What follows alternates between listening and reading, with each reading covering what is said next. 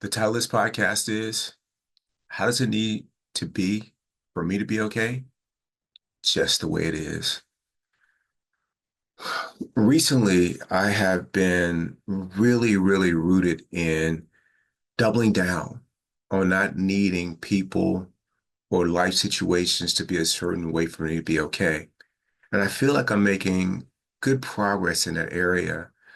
Several months ago, maybe even back to the end of the year, I had a new leader that came into the office in which I work that I report up to. And her management style was very different. Her leadership style, very different than the predecessor. And he was phenomenal. And so is she in a different way. What he provided was autonomy, true partnership. There was vulnerability that was expressed between the two of us. We helped each other grow. It was amazing. And her style isn't like that. Her style is about delegating.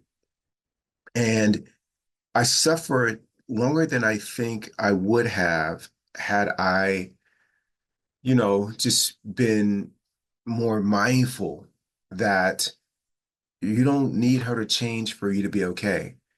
The key is to stop comparing her to the leadership before. The key is accepting her for exactly the way she is right now and what her style is. And that has been something, working through that has been absolute gift for me because it gave me practice with that. I'd already taken it to the pickleball court, which I enjoy pickleball for anyone who's listened to these podcasts. Of needing my partner to be a certain way or for the weather to be a certain way, the wind or whatever else. I let that go. And part of moving beyond needing conditions to be a certain way on the court, where I empowered my partners to hold me accountable. To I wanted them to walk off the court, and if I asked, was I a good teammate today, for them to say yes. And even yesterday, I enlisted another person to be that kind of partner with me. He's a person that only wants to play with people that are his skill level or higher. And I kind of asked him, I shared with him that I'm working on something in addition to that, which is being a good teammate with whoever my partner is. And he said, I need to work on that too. And that was refreshing. And so we're working on that and we made a commitment to hold each other accountable. And yesterday, a ball got hit up into the lights and I missed the shot. And I started to blame like I lost it in the lights. And he's like, we don't do that. And I was like, you're right, you're right. So I appreciate that. And that's another example is I don't need the light to be any other way that it was that night. I just missed the shot. It's not about, whether or not I made the shot or missed the shot. It's about not finding a reason to not be okay with the way the play unfolded. That was the key.